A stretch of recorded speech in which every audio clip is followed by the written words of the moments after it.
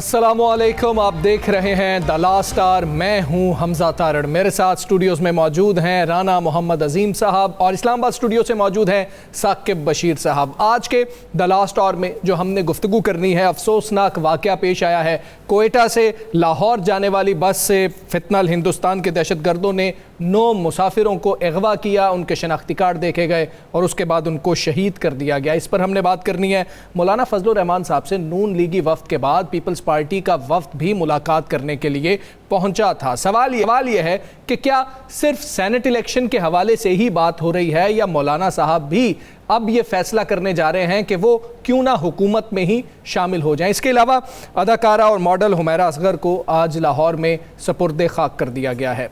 Case क्या चल रहा है, तफ्तीश क्या हो रही है, उस हवाले से भी हमने बात करनी है। साथ ही इस पर भी बात करनी है कि बतौर मुआशरा हम किस सम्त में जा रहे हैं। कुछ दीगर मामलात हैं, उस पर भी बात करेंगे। सबसे पहले राना साहब, अफसोसनाक सानहा पेश आया है। कोयटा से लाहौर बस आ रही थी, उससे 9 मुसाफिरों को उनकी शनाख्त की गई। देखा गया कि इनका ताल्लुक़ किस सूबे से है, उसके बाद उतार लिया गया और उसके बाद अगवा करने के बाद उनको शहीद कर दिया गया। ये पैटर्न एक चल रहा है, हम पहले भी देख रहे थे, एक पैटर्न के तौर पर ये चीज़ें चल रही हैं। आप क्या समझते हैं, सिर्फ खौफ फैलाना मकसद है या कौमी यकजहती को नुकसान पहुँचाना ज़्यादा बड़ा मकसद है? बिस्मिल्लाहिर्रहमानिर्रहीम, वस्सलातु वस्सलामु अलैका या सय्यदी या रसूलल्लाह, अस्सलातु वस्सलामु अलैका या सय्यदी या हबीबल्लाह, ताजदार ख़त्म नबूवत जिंदाबाद जिंदाबाद।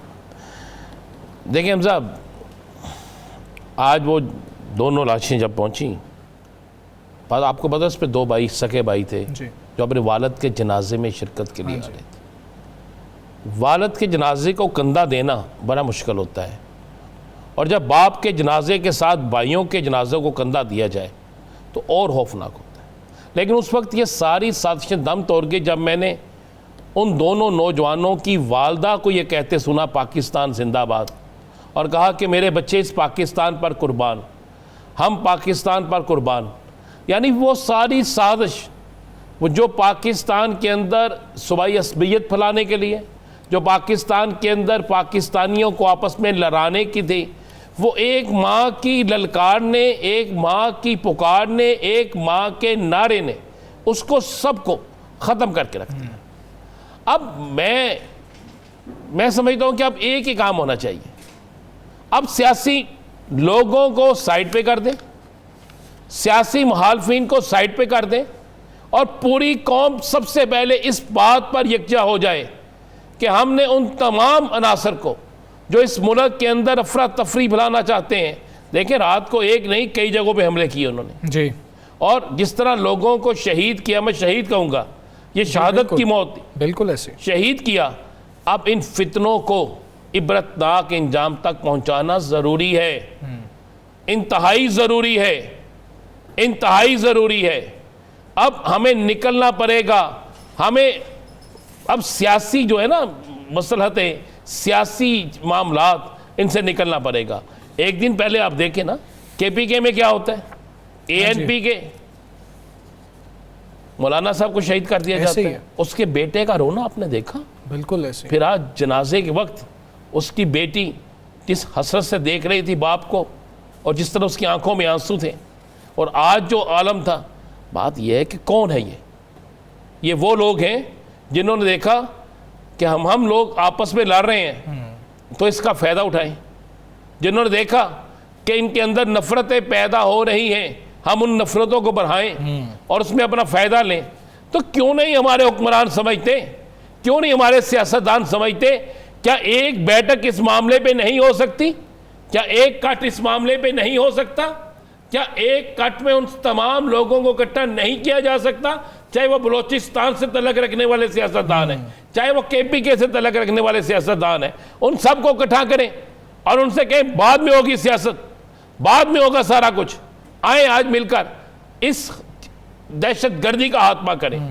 वो दहशतगर्दी जो हमारे मुल्क की जड़ों को खोखला करने की कोशिश कर रही है। बिल्कुल आप ठीक कह रहे हैं राना साहब। साकिब साहब, राना साहब तो ये बता रहे हैं कि अगर आप बात बार बार होती है कि APC बुलाई जाए तो इस मामले पर लाजमी तौर पर APCs होनी चाहिए, लेकिन बहैसियत कौम, बहैसियत पाकिस्तानी हमारी भी कुछ जिम्मेदारी है। ऐसे वाक़यात के ऊपर हम देखते हैं कि मुख्तलिफ़ किस्म के ट्रेंड्स भी चलाए जाते हैं, नफ़रत को बढ़ावा दिया जा रहा होता है। उस पर आप क्या कहेंगे कि हमें किस तरह से कौमी यकजहती का मुजाहरा करना है? नहीं, कौमी यकजहती तो यकीनी तौर पर बहुत ज़रूरी है इस मुल्क की खातर और इस दहशतगर्दी के ख़ात्मे के लिए। और ये दहशतगर्दी से छुटकारा हम उस वक़्त तक नहीं पा सकते जब तक कि कौमी यकजहती नहीं होगी। ये जो वाक़यात हैं ये मुस्तकिल हम देख रहे हैं। जाफ़र एक्सप्रेस का वाक़या हुआ, उससे पहले भी हर 1-2 माह के बाद इस किस्म का बस किसी से उतार कर, गाड़ियों से उतार कर, शनाख्ती कार्ड देख कर उनको अटैक किया जाता है। और माजी में अगर हम जाएँ या रिसेंट पास्ट में जाएं तो ये कुलभूषण जाधव जब पकड़ा गया था तो उस पर इल्ज़ाम ही ये है कि बलूचिस्तान और कराची में दहशतगर्दी में जो है वो मुलव्विस था और वो दहशतगर्दी की कार्रवाइयों के लिए प्लानिंग कर रहा था। इसी तरह के और भी जो शवाहिद कहीं ना कहीं हुकूमत जो है वो देती रहती है। लेकिन एक तो ये एक्सटर्नल थ्रेट है हमारे लिए बलूचिस्तान का जो फैक्टर है। इंटरनली मेरा ख्याल है जो वहाँ की सियासी जमातें हैं जो गैर मुसल्ला हैं, इस मुसल्ला मामलात में कहीं पे हमें नज़र नहीं आती, उनको इंगेज करने में कोई हर्ज नहीं है। वफाकी हुकूमत की जानिब से बातचीत उनसे करनी चाहिए और ऑल पार्टीज़ कॉन्फ्रेंस बलूचिस्तान की पॉलिटिकल पार्टीज़ की बुलाएं और बैठकर उनसे भी सुने और अपनी बात भी करें कि दहशतगर्दी के वाक़यात की वजह से ख़ास तौर पर एक नाम मतलब के मखसूस नाम के शनाख्ती कार्ड देखकर जब आप अटैक करते हैं तो इसका मतलब ये है कि आप ये पैगाम दे रहे हैं कि मखसूस लोग जो है उनको बलूचिस्तान में अदम तहफ़्फ़ुज़ है, उनका तहफ़्फ़ुज़ जो नहीं हो रहा। तो इसलिए हुकूमत को इस किस्म की एफर्ट भी करनी चाहिए। सिक्योरिटी फोर्सेस अपने महाज पे जो ऑपरेशन कर रही हैं, दहशतगर्दों के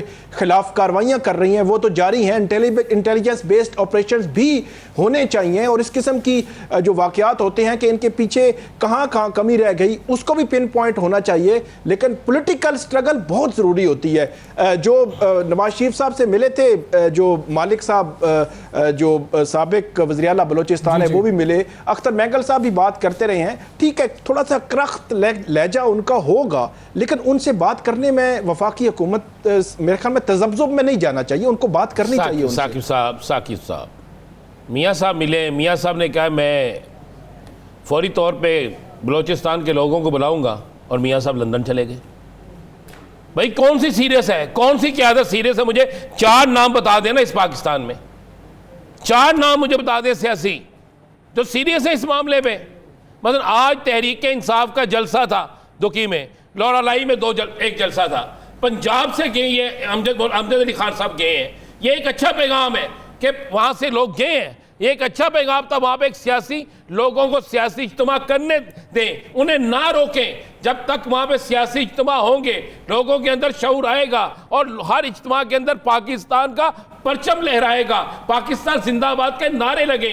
आप लाएं, आप अख्तर महंगल को भी लाएं, महमूद खान अचकजई को भी लाएं, आप अब्दुल मालिक को भी लाएं, सबको लाएं, ला के बिठाएं। आप वहाँ से उठते हैं जो जिसको कहते हैं जनाब इसने आगे यहाँ पे ये सारा कुछ करना है, उसने तो किया ही नहीं। आप क्यों नहीं वहाँ के वकला को बिठाते? आप क्यों नहीं वहाँ के लोगों को बिठाते? आप मैंने फिर कहा है कि सियासत होगी उसी सूरत में जब मेरा वतन जो है मजबूत होगा।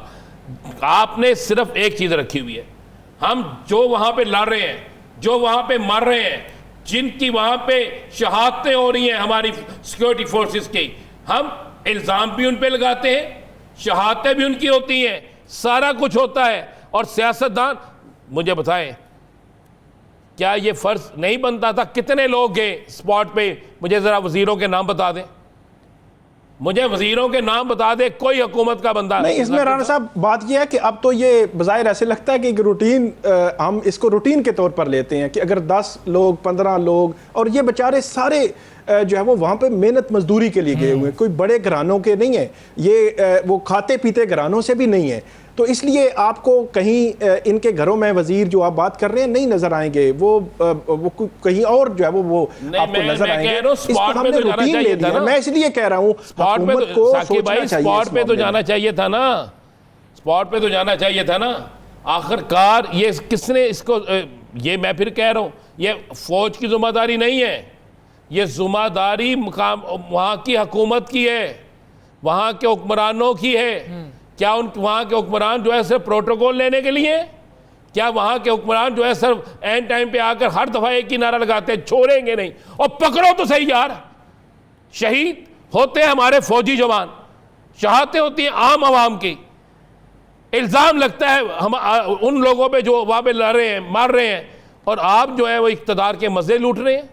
बिल्कुल ठीक है, सबको एक पेज पे आना बहुत ज़्यादा ज़रूरी है। और ऐसे वहाँ पे लगा, मैं कह रहा हूँ आज तहरीक इंसाफ के जलसा रोकने में आप लगे हुए थे, और दहशतगर्दों को रोको यार। ठीक है, ऐसे साने हाथ के वक्त हमें कौमी यकजहती का मुजाहरा करना है और ज़ीरो टॉलरेंस इस हवाले से तमाम पार्टियों की, तमाम हुकूमतों की, तमाम मकातिब फ़िक्र की होनी चाहिए। आगे बढ़ेंगे, दीगर मामलात भी हैं, उनके हवाले से हमने बात करनी है। राना साहब, कोई ख़बर है आपके पास, तहरीक इंसाफ की बात की जाए तो कोई बड़ी एंट्री हो रही है तहरीक इंसाफ में, सियासी तौर पर कोई शमूलियत हो रही है? देखिए, मैंने कल एक बात कही थी, और आज 3 बड़े एंकर्स, अच्छा चूँकि हमारी है ना कि जब वो 3 बड़े लोग बात करें तो उसे फौरी तौर पर उठा लिया जाता है। मैंने कहा जी तब्दीली लाजमी हो रही है। अच्छा ठीक है, आज 3 प्रोग्राम्स में ये बात डिस्कस की गई। ठीक है, हमने भी कल कहा था कि नोट कल भी एक प्रोग्राम में की गई थी तो हम भी कह रहे हैं कि इसे नोट करके रख लें। हाँ जी। और आपको ये खबर दे रहा हूं मैं कि 5 से 6 बड़े नाम 5 अगस्त को, मैं डेट भी आपको दे देता हूँ, ये एहतजाज की ये तहरीक वाली डेट है। हाँ, अच्छा, 5 अगस्त को आपको वो नाम पीटीआई में आते हुए नजर आएंगे। अच्छा, कोई शक नहीं कि पीटीआई के अंदर एक बहुत बड़ी तोड़फोड़ होने जा रही है। ये नहीं मैं कह रहा MNAs की, साबिक भी हो सकते हैं, कुछ लोग भी बस पार्टी की तरफ लेके जाएंगे, कुछ मुस्लिम लीग नून की तरफ जाएंगे, लेकिन ये सारे भी चले जाएं। मैं आपको एक बात बता दूं, आज सारे भी चले जाएं, गए थे ना सारे, बड़े सारे नाम गए थे ना, तो जिस नाम पे लगा था कि इसको टिकट दी गई तो पता लग गया कि जनाब वो बड़े नामों से भरा है। अहमद डोगर साहब ने जहांगीर तरीन साहब को कितने वोटों से शिकस्त दी थी, जरा वो रिकॉर्ड निकाल के देखें। तरीन साहब को लोधरा से कितने वोटों से शिकस्त हुई थी, वो रिकॉर्ड निकाल के देखें। आप बाकी अगर सच्ची मुच्छी रिजल्ट निकाल के देखें ना आप, तो आपको पता चल जाएगा क्या क्या हुआ था। बात यह है कि तहरीक इंसाफ में उस वक्त में लोग आ रहे हैं जिस वक्त में लोगों के जाने की बात की जाए। तो यही सवाल है राना साहब कि ऐसे वक्त में क्या पीटीआई के हक में बेहतर हो रहा है कि लोग शामिल होंगे? यही तो सवाल उठता है। सवाल ये, जिन लोगों ने सियासत में रहना है ना, वो ये सोचते हैं कि सियासत में अवाम की नब्ज़ क्या है, अवाम किसको वोट देना चाहते हैं। हर दफ़ा फार्म 47 नहीं चलता, कई दफ़ा नहीं, अक्सर 45 भी चल जाता है। और इस मुल्क में गुजरांवाला के जलसे में एक बड़े लीडर को मैंने सख्त तरीन अल्फाज बोलते देखा। इसी मुल्क के अंदर किसी बड़ी सियासी शख्सियत को मैंने नारे लगाते भी देखा, और इसी मुल्क के अंदर फिर उन्हीं को इक़्तिदार में आते भी देखा। तो ये अगर वो सब हो सकता है तो बाकी क्यों नहीं हो सकता? तो लोग 2 चीज़ें जानते हैं। लोग कहते हैं यार ये तो देखें कि अवाम की नब्ज़ क्या है, अवाम किस तरफ जा रहे हैं।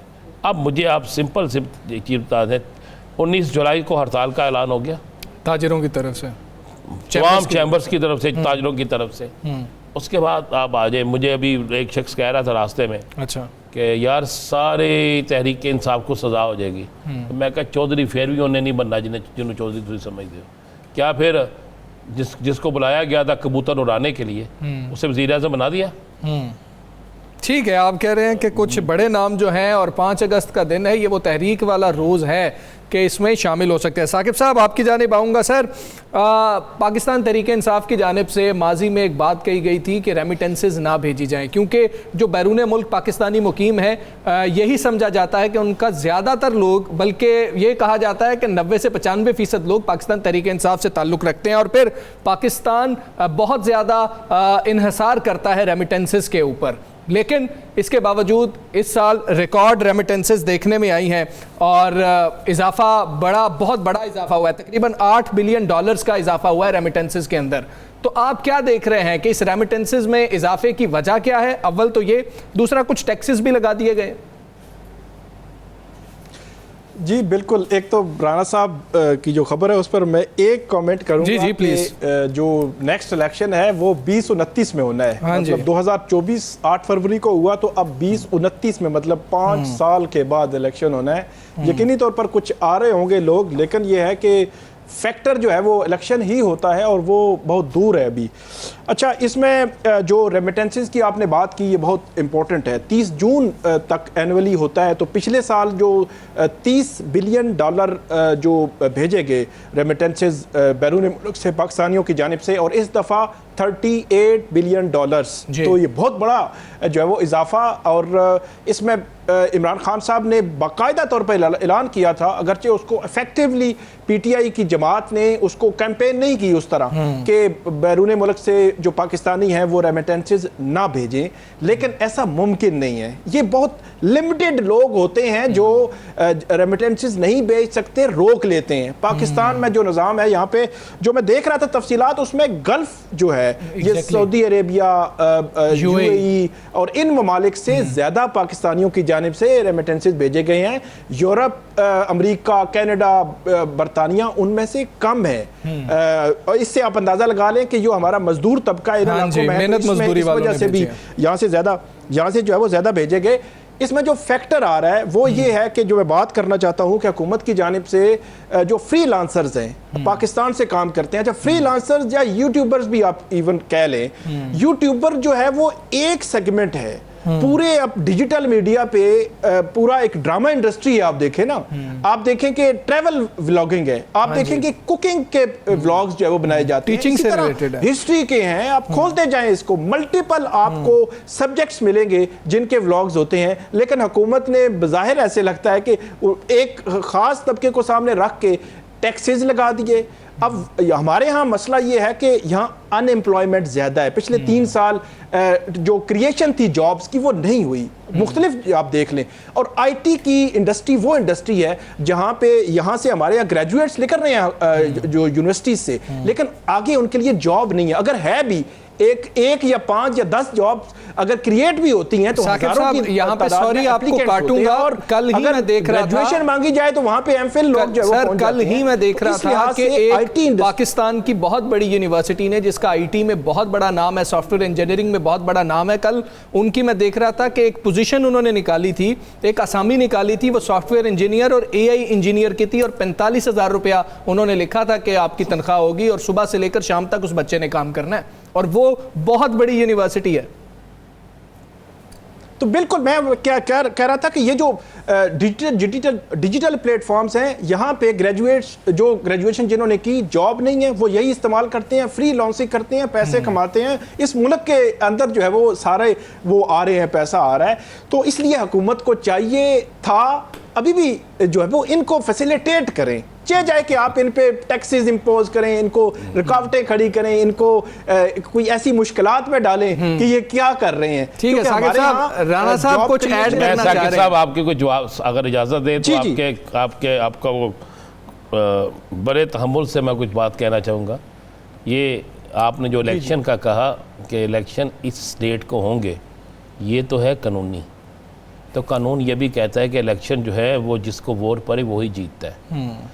ये कानूनी चीज़ें हैं, नहीं ना हुई कानूनी, तो जब वो कानूनी नहीं हुई तो हम किस तरह तवक्को रख लें कि ये भी उसी तारीख पे होगा। हमें इस बात को भी मद्देनज़र रखना होगा, इस मुल्क के अंदर बहुत सी चीज़ें वक्त से पहले और वक्त से लेट, दोनों चीज़ें हो जाती हैं। अच्छा, पिछले इलेक्शन जो है वो 6 माह लेट थे, 5 साल से भी। सर इंशाल्लाह अल्लाह ने चाहा तो आगे आप आदी हो जाएंगे। हर चीज़ जो है सवाए महंगाई के हर चीज़ लेट होगी, बाकी तो जल्दी जो है वहाँ पे होगी जहाँ पे जल्दी करनी होगी। बात यह है कि हम रो रहे हैं कि इस पे टैक्स लग गया, इस पे लग गया। और भाई हमारे तो सांस लेने पे टैक्स है, हमारे तो चलने पे टैक्स है, हमारे तो पानी की बोतल, इस मिनरल वाटर की बोतल पीने पे टैक्स है। आपको पता है कि सबसे ज़्यादा इस वक्त कीमत किसकी बढ़ी है? सबसे ज़्यादा कीमत इस वक्त मेडिसिन की बढ़ी है। आप किसी मेडिकल स्टोर पे जाएं, जाके ज़रा उनसे पूछे जनाब फलां मेडिसिन कितने की है, डबल कीमत हो गई है। इस मुल्क के अंदर पानी की बोतल लेने जाए टैक्स दो, सांस लो टैक्स दो, सांस बंद करो टैक्स दो, घर का टेलीफोन टैक्स, आप मोबाइल फोन टैक्स। कोई एक चीज मुझे बता दें जिस पर हम टैक्स नहीं दे रहे, लगा दें यार आप इस पे भी टैक्स।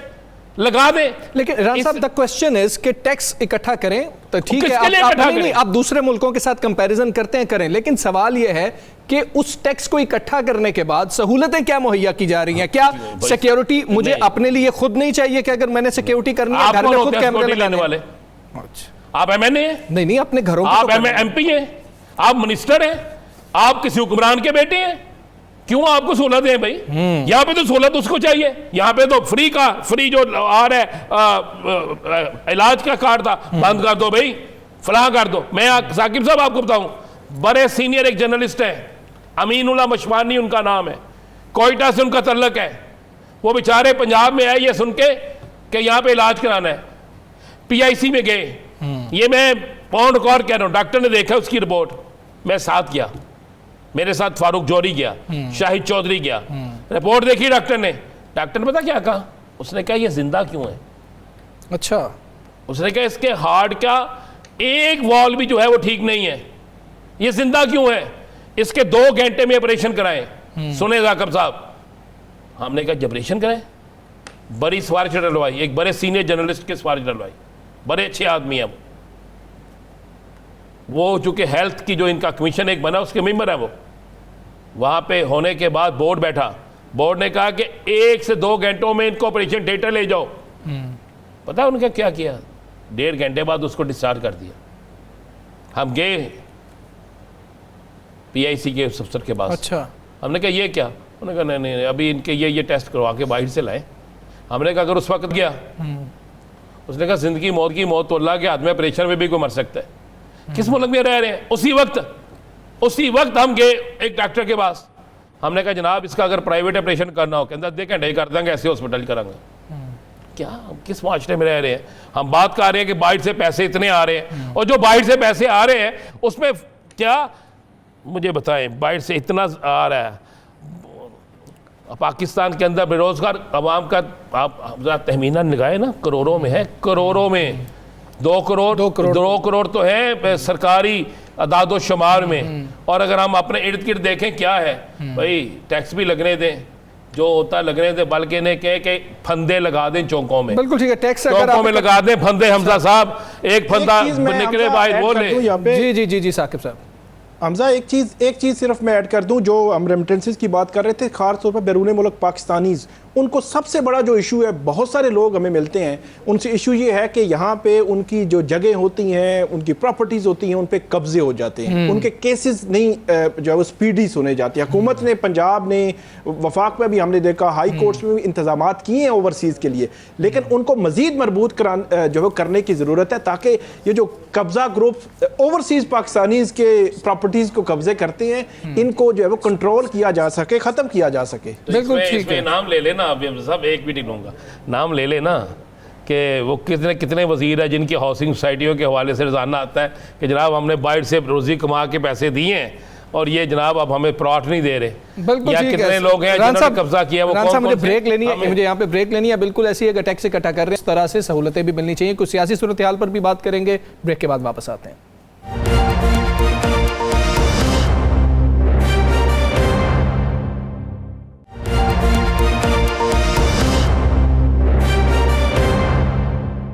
वेलकम बैक जी। कुछ बात करेंगे सियासी सूरत हाल के हवाले से, जिस तरह से दिन करीब आ रहे हैं सेनेट के केपी इलेक्शंस के हवाले से, उसी तरह से मुलाकातों का सिलसिला ज़ोर पकड़ता चला जा रहा है। एक तरफ हम देख रहे हैं कि मामला है कि पहले नून लीगी वफ़द जाके मिला था और अब पीपल्स पार्टी का वफ़द भी जाके मिला है मौलाना फजलुर रहमान साहब से। इसी हवाले से हम बात करेंगे। वज़ीर आज़म के कोऑर्डिनेटर राना एहसान अफजल साहब हमारे साथ मौजूद है। राना साहब, बहुत शुक्रिया आपके वक्त का। राना साहब, मुलाकातें तो हो रही हैं, ये मामला सेनेट इलेक्शन तक ही है या फिर जिस तरह से गवर्नर केपी कह रहे हैं कि हमने तब्दीली लानी है, केपी असेंबली के अंदर भी उस हवाले से भी बात हो रही है मौलाना साहब से? बिस्मिल्लाहिर्रहमानिर्रहीम।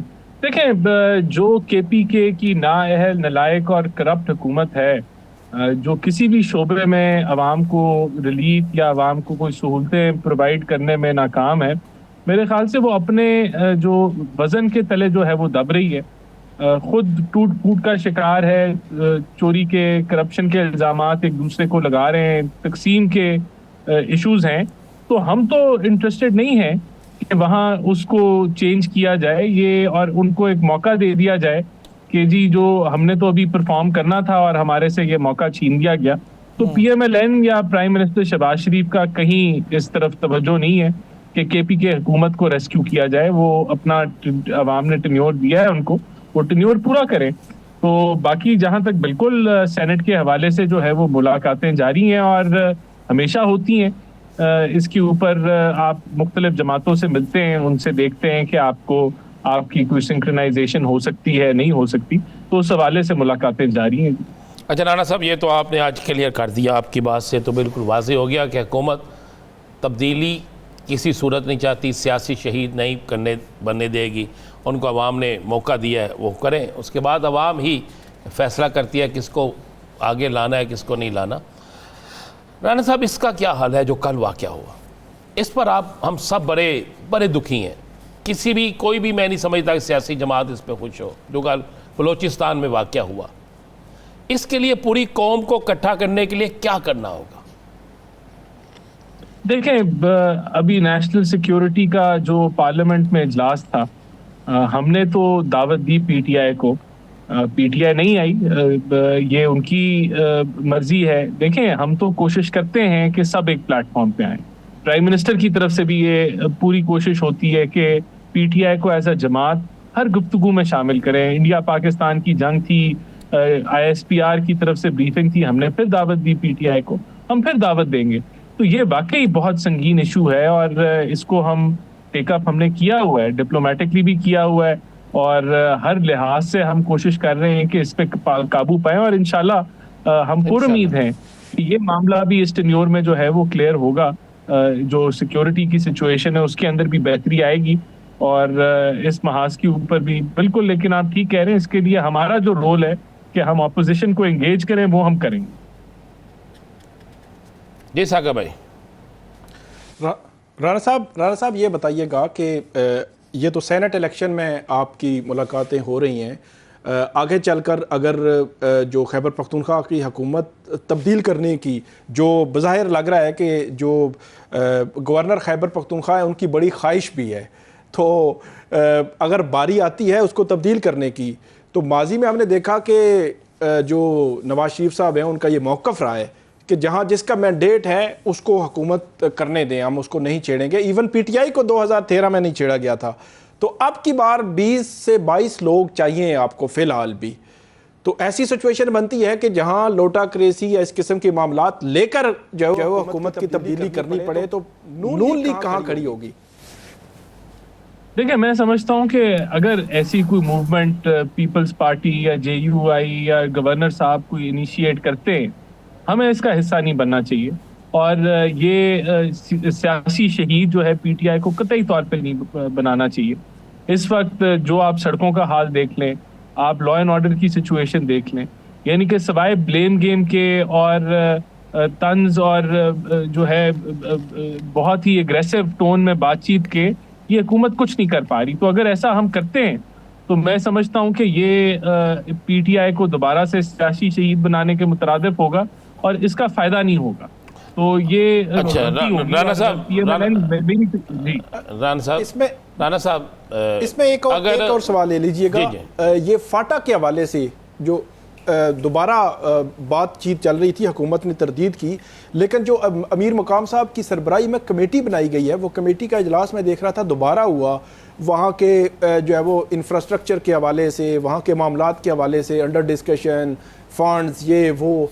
अगर ये मामला प्योरली जो है वो सूबे का है या सूबाई हुकूमत का है, सूबाई जो असम्बली को देखना चाहिए, तो मरकज़ उसमें क्यों मुदाखलत कर रहा है अपने एक बंदे को एक सरबराही में कमेटी जो है बनाकर? देखें, ये अभी जो कमेटी एक बनी थी वो तो फाटा के अंदर जो आपकी सनतें हैं उनको जो टैक्स रिलीफ था उसके ऊपर भी जो है वो बातचीत अभी वो, क्योंकि आप ठीक कह रहे हैं सूबे में वो जम हो चुका है, लेकिन मुकम्मल तौर पे जम नहीं हुआ। अभी भी वफाक जो है उसकी फंडिंग देता है। इसको हमें मजीद आगे ले जाना चाहिए और सूबे और वफाक को बैठ के इस मामले को कंक्लूड करना चाहिए। इसका रिवर्सल मुमकिन नहीं है और ना हम उस तरफ जा रहे हैं, ना हम उसको सपोर्ट करते हैं। ये सूबे में ही जम होगा लेकिन क्योंकि वो मुकम्मल तौर पे अभी भी कुछ फंडिंग जो है वफाक से जाती है, तो ये चीज़ें वाकई हमें कंक्लूड करने की ज़रूरत है। और जो अभी भी वफाक इसके अंदर हल्की फुल्की जो उसकी इंटरवेंशन है, उसको आने वाले सालों में हम मजीद कमी की तरफ लेके जाएंगे। ये आप दुरुस्त कह रहे हैं, अभी तक है, लेकिन इसको कम करने की ज़रूरत है और सूबे को टोटल बिल्कुल ठीक है। अच्छा जी, राना साहब ये बताइएगा कि आज फैसल करीम कुंडी साहब ये फरमा रहे थे कि अपोजिशन इत्तेहाद 5 नशिस्तें ले सकता है, और उसके साथ ही उन्होंने कह दिया कि हम 2 नशिस्तों के लिए जा रहे हैं, एक जनरल की और एक विमेन के लिए। 2 नशिस्तें JUI को भी चाहिए होंगी, उनकी 19 नशिस्तें हैं, आप लोगों की 16 हैं, PPP की 11 हैं। तो आप लोग ये फैसला कैसे करेंगे? अगर मिलकर इलेक्शन लड़ते हैं तो ये बांटेंगे कैसे आपस में? पीपल्स पार्टी ने तो आज 2 का कह दिया। देखिए, हर जमात कोशिश करती है अपनी सीटों की जो स्ट्रेंथ के ऊपर के उससे बढ़ के उसको कोई हिस्सा मिल जाए, और पीपल्स पार्टी ने भी जो है वो इसके अंदर पॉलिटिकल अपनी स्ट्रेटजी वो लेके आए हैं सामने, और JUI भी लेके आएगी। लेकिन ये तो फिर बैठ चीत के अगर तो कोई इसमें मिलके चले तो फिर बैठना पड़ेगा, और फिर ये जो एक ये प्रेशर टैक्टिक होती है, आप अपनी स्टांसिंग करते हैं, अपना मौकफ आगे रखते हैं, ये तो चलता है, ये सियासत का हिस्सा है। तो ये चीज़ें तो बैठ के फिर सेटल होंगी। और बिल्कुल आप दुरुस्त फरमा रहे हैं कि इसमें हर जमात की कोशिश होती है कि जो उसके पास नंबर है उससे बढ़ के अगर उसको कुछ मिल जाए तो वो इसको वैसे आपको नंबर से बढ़ के मिल चुका है। पूरे ऑपोजिशन इत्तेहाद ने 22 नशिस्तें जीती थी और 30 इनको आप लोगों को रिजर्व में मिल गई हैं, यानी कि आपको बहुत बढ़ के माशाल्लाह पहले मिल चुका है। देखिए, आप दुरुस्त फरमा रहे हैं, अगर PTI बेवकूफ़ी ना करती, रूल्स और प्रोसीजर्स को फॉलो करती और अपना इलेक्शन जो है वो अपने आइन के मुताबिक कराती और उनका जो है वो निशान ना खोता इस वजह से, तो ये, लेकिन मेरे ख्याल से जो सबक अब सब लोग सीख गए, सबके लिए सबक है ना। नहीं, तो ये सबक अब राना साहब सबके लिए सबक है। आपसे अक्सर मेरी इस पे रहती है, ये सबके लिए नहीं है। अपने दिल पे हाथ रख के जरूर कहिएगा क्या ये सबके लिए है, और आपकी मुस्कुराहट जो है वैसे उसका जवाब दे रही है। चले राना साहब, इससे थोड़ा सा नहीं, देखिए, मैं कहता हूँ कि जितनी बेवकूफाना हरकतें PTI ने की हैं और करती जा रही है तसलसल के साथ, जहां आज वो बैठी है, ये उनको क्रेडिट पूरा जाता है। चले राना साहब, मुझे डेट बता दें, बाप पार्टी का इलेक्शन, कन्वेंशन, मेंबरशिप, कोई एक कि मुझे बता दें कब हुई। आपकी इत्तेहादी है, देखें सोच के बता दें राना साहब। देखें मैं कोई बाप पार्टी का तो मैंने वैसे रखा हुआ ना, हमने तो मेरे से तो अपनी पार्टी को उसके अंदर ही काम पूरा कर लें, बड़ी बात है कि दूसरी पार्टियों को करें। लेकिन मुस्लिम लीग नून का तो गिला ये था कि उनकी हुकूमत थी 2013 से जो वो 18 तक, जो मेरे ख्याल में 16 या 17 को बलूचिस्तान की हुकूमत ख़त्म हो गई थी और बाप पार्टी का बड़ा उसमें था मामलात। फिर सेनेट इलेक्शन में जी। अच्छा राना साहब, दोस्त मेरे छोटे छोटे से सवाल हैं, बड़े मामूली से। एक, आपके फैसलाबाद से, आपकी मुस्लिम लीग नून से तल्लक रखने वाला शख्स जो है उसके डेरे से बहुत गैर कानूनी बहुत बड़ा एक स्कैंडल पकड़ा गया, और ये मैं अप्रिशिएट करता हूँ कि बेशक वो आपकी पार्टी के साथ तल्लक रखता था, लेकिन आपके हुकूमत में ही वो पकड़ा गया, इसमें हम आपको अप्रिशिएट करते हैं।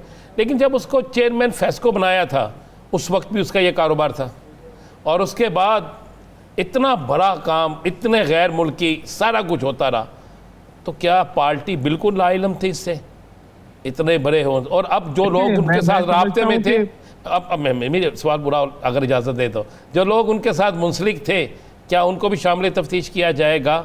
फेस्को का चेयरमैन बनाने से लेकर दीगर मामलात में जो लोग उनके सिफारशी थे, आपको पता है, मुझे पता किसने बनाया होगा। और दूसरा मेरा एक बड़ा छोटा सा सवाल है, 19 तारीख को हड़ताल हो रही है और ट्रेडर्स का रहे हैं, और चैम्बर ऑफ कॉमर्स पूरे पाकिस्तान की जो उसने ऐलान किया है, इस पर हुकूमत क्या अपना हल निकाल रही है? देखिए, पहली बात तो ये मुझे खुशी है कि हमारी जमात ने, अगर हमारे अंदर भी कोई करप्शन कर रहा है तो उसके ऊपर भी हाथ जो है डाला जा सकता है, बड़ी अच्छी बात है। और अगर किसी ने उनकी सपोर्ट की थी चेयरमैन बनने पे, तो मेरे ख्याल से वो खुद उनको शर्मिंदगी होगी इस वक्त के जो उनकी चॉइस थी उससे आज उसने क्या गुल खिलाए। और ये सोच सवाल आप पूछ रहे हैं उसी वजह से पूछ रहे हैं, और मैं समझता हूँ कि अच्छा इकदाम हुआ है। अगर कोई करप्ट और भी है हमारी सफ़ों में, उनके खिलाफ भी एक्शन होना चाहिए। बिल्कुल ठीक है। राना साहब बहुत शुक्रिया आपका, आप द लास्ट आवर से गुफ्तगू कर रहे थे। हमें यहाँ पर ब्रेक लेनी है, ब्रेक के बाद हम बात करेंगे, कोशिश करेंगे कि हम बात कर सकें कि JUI का इस सारे मामले के ऊपर क्या मौक़िफ़ है, क्योंकि आज एक तरदीद भी आई थी कि अभी तक सेनेट इलेक्शन के हवाले से कोई बात नहीं हुई। वापस आते हैं ब्रेक के बाद।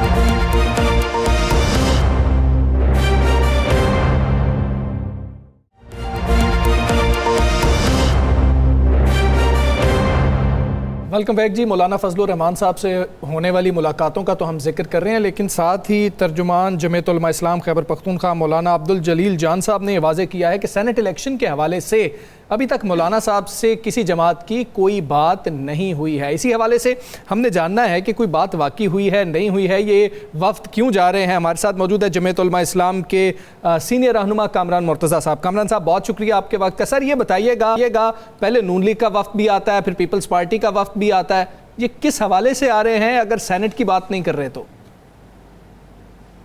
सेनेट की शायद डायरेक्ट बात नहीं है, वो उसका असर शायद मुमकिन तौर पे सेनेट पे हो सकता है, मगर डायरेक्टली जो है ना वो सेनेट से रिलेटेड नहीं है। जो नून वाला मामला था, मैं उस मीटिंग में मौजूद था और वो बातचीत वो आज भी जो है ना वो तकरीबन हम राब्ते में रहे हैं, मुस्लिम लीग वाले दोस्त भी और मैं भी, और शायद हमारी पार्टी के भी एक दो दोस्त इस मामले में राब्ते में रहे होंगे, मगर वो डायरेक्टली सेनेट से मुताल्लिक नहीं है। ये आज की जो मीटिंग थी आज खुर्शीद शाह साहब वाली और गुंदी साहब वाली, इसमें शायद कुछ मेरा ख्याल है कि सेनेट के हवाले से बात हुई होगी। मैं खुद नहीं था, मैं खुद कोयटा में हूँ, तो जिस वक्त ये बातचीत हो रही थी तो वो मेरे से कल वो अपना जो राना सनाउल्लाह साहब वाली मीटिंग के हवाले से कुछ उन्होंने अपडेट लेनी थी, तो मौलाना साहब ने इस दौरान फ़ोन किया था, तो वो मैं चूंकि राब्ते में आया था तो मुझे थोड़ी सी उसमें नो हाउ है इसमें क्या बात हो सकती है, मगर ये सारा मामला डिपेंड करेगा उस राना सनाउल्लाह साहब वाले मामले में, और फिर उसके बाद देखेंगे। अभी तक हम ओपन है, हर तरह से ओपन है, किसी तरफ से भी जो है ना वो बात हो सकती है, नून से भी, पीपल्स पार्टी से भी, PTI से भी या किसी और दोस्त से भी, तो ये हम ओपन है। किसी के साथ कोई कमिटमेंट नहीं हुई, कोई ऐसी बात नहीं हुई है या बेचोर नहीं हुई है। आज की मीटिंग में शायद कुछ सेनेट के हवाले से बातचीत हुई होगी, जलील जान साहब को पता नहीं होगा, मुझे थोड़ा सा ऐसे अंदाजा है, मगर मैं उसको फाइनल जो है ना बात नहीं कर सकता। अच्छा कामरान साहब, दो मेरे छोटे से सवाल हैं। एक तो अगर KPK हुकूमत को तब्दील करने के लिए मुस्लिम लीग नून पीपल्स पार्टी आपकी हमायत मांगती है, तो जमीयत उलमा इस्लाम जो है उसका स्टैंड क्या होगा, वो उस पर क्या कहेगी? नंबर एक। नंबर दो, कोयटा का वाक़या जिसने सबको हिला के रखा हुआ है, इसका हल क्या है? इन तमाम वाक़यात को रोकने का हल क्या है? मेरे ये दो सवाल हैं ज़रा। उसमें पहली बात जो आपने कहा कि हमायत मांगती है, तो फिर आपका वो क्या होगा, ये एक मफरूज़ा है। अब अभी तक मेरे इल्म के मुताबिक कोई ऐसी हमायत नहीं मांगी गई, और जो मेरा अंदाज़ा है ये कोई ऐसी फ्यूटाइल एक्सरसाइज है, कोई इसके पीछे जो है कोई ऐसी चीज़ नहीं है कि जिसको आप बुनियाद बना के कह सकें कि कोई हुकूमत तब्दील हो रही है। गवर्नर साहब का, शायद वहाँ के गवर्नर साहब का कोई स्टेटमेंट आ गया होगा, मगर जो मेरा अंदाज़ा है एज ए पोलिटिकल वर्कर, वो हुकूमत तब्दील नहीं हो रही।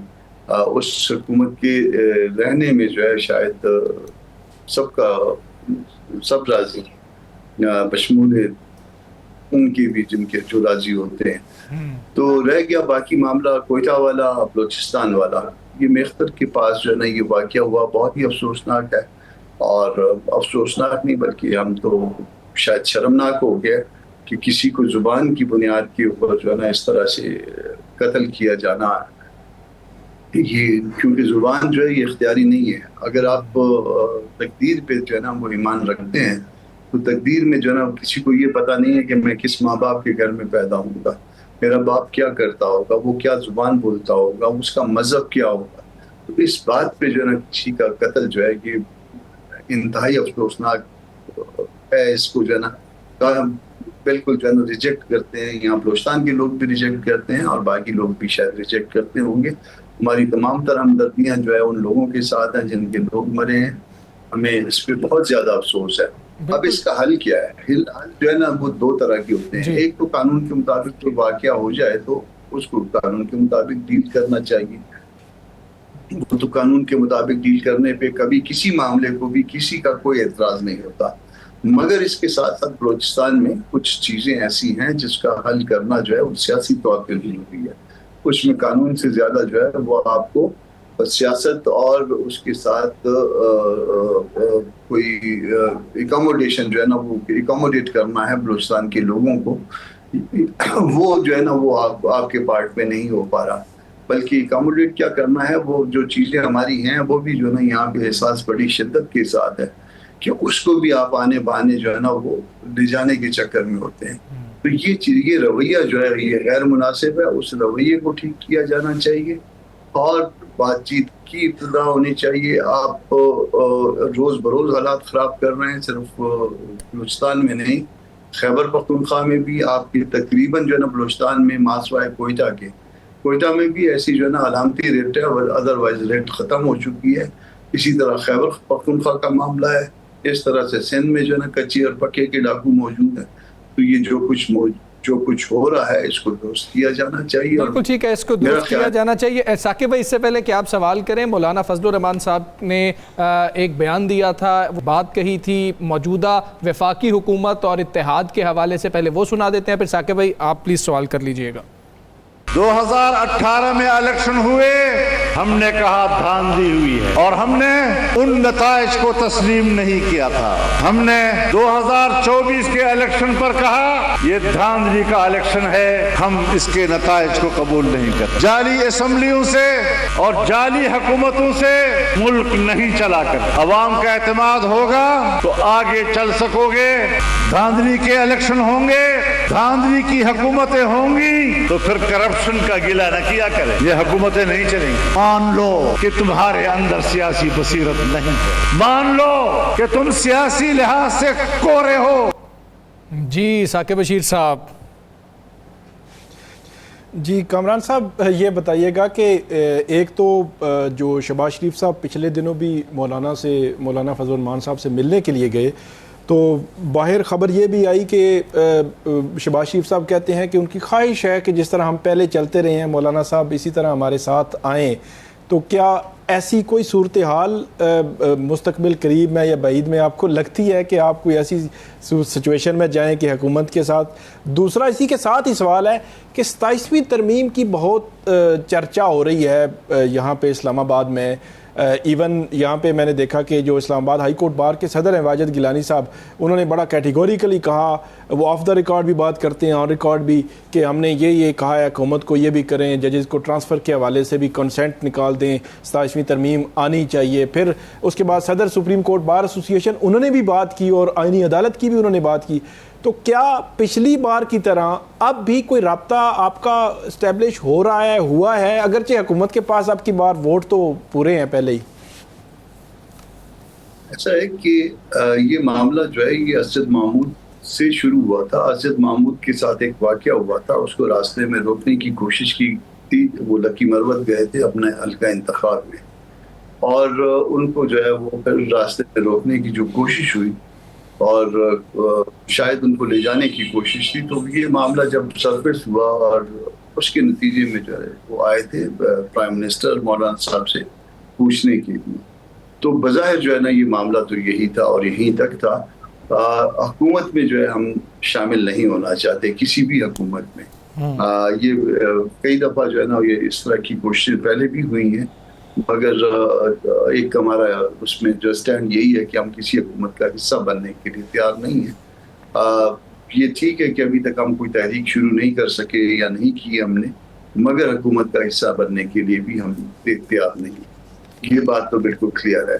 ख्वाहिश हो सकती है, गवर्नमेंट की ख्वाहिश हो सकती है, या और कुछ गवर्नमेंट में बैठे हुए कुछ लोगों की ख्वाहिश हो सकती है, तो वो ख्वाहिश हमारे लिए जो है ना वो मुनासिब नहीं है कि हम उसको जो है वो करें, क्योंकि ये पॉलिटिक्स जिस नहज पे जा चुकी है वो हमारे लिए बड़ा मुश्किल हो गया हुआ है। अब 27वीं तरमीम की बात कह रहे हैं, 27वीं तरमीम में ये जजेस की ट्रांसफ़र वगैरह ये सारा कुछ शामिल था। आर्टिकल 8 में जो है ना वो बहुत सारी चीज़ें शामिल थी, उसको बड़ी मुश्किल के साथ लड़ा के हम लोगों ने इसको डाइल्यूट करवाया था। बहुत बड़ा हिस्सा जो कि बहुत तल्ख था, उस हिस्से को जो है ना वो हमने किसी न किसी सूरत में, आप इसको अच्छा कहें इसको बुरा कहें, मगर लड़ लड़ा के करवाया था और उसमें 5 हफ्ते लगे थे। हालांकि गवर्नमेंट का ख्याल उस वक्त भी ये था कि आज इजलास होगा और सुबह तक जो है ना हम इसको पास करवा लेंगे। 5 हफ्ते लगे। 5 हफ्ते में ना कोई बाहर हमारे साथ निकली, ना कोई पॉलिटिकल पार्टी उस तरह से जो है ना वो हुई। ये हम लोग ही जो है उसमें जो है ना सारा वो था और इसमें लगे हुए थे कि किसी न किसी तरह से इसका जो है जहर निकाला जाए, और जिस हद तक निकाल सके आप कह सकते हैं कि आपने जो है वो आइडियल नहीं है, मगर बहरहाल जिस हद तक हम कोशिश कर सकते थे। हमारे भी मामला थे, हमारे अपने जो है मंशूर के हवाले से बहुत सारी चीज़ें थी जिसको हमने इम्प्लीमेंट करवाना था। जिस हद तक हमसे मुमकिन था वो हमने उसको करवाया था। अब जो है ना ये बाहर के दोस्तों की हमारे जो है ना उनके मुंह में ये डाला जा रहा है कि जजेस की ट्रांसफर होनी चाहिए, दूसरा तीसरा, या बाज़ चीज़ें बाज़ फैसले कोर्ट से करवा लिए या बाज़ आम लेजिस्लेशन से करवा लिए। बिल्कुल ठीक है जी। कामरान मुर्तज़ा साहब, बहुत शुक्रिया आपका। द लास्ट आवर में आप बात कर रहे थे, आपने हमें वक्त दिया। हमें दीजिए इजाज़त, अगले हफ्ते फिर मुलाकात होगी। अल्लाह हाफ़िज़।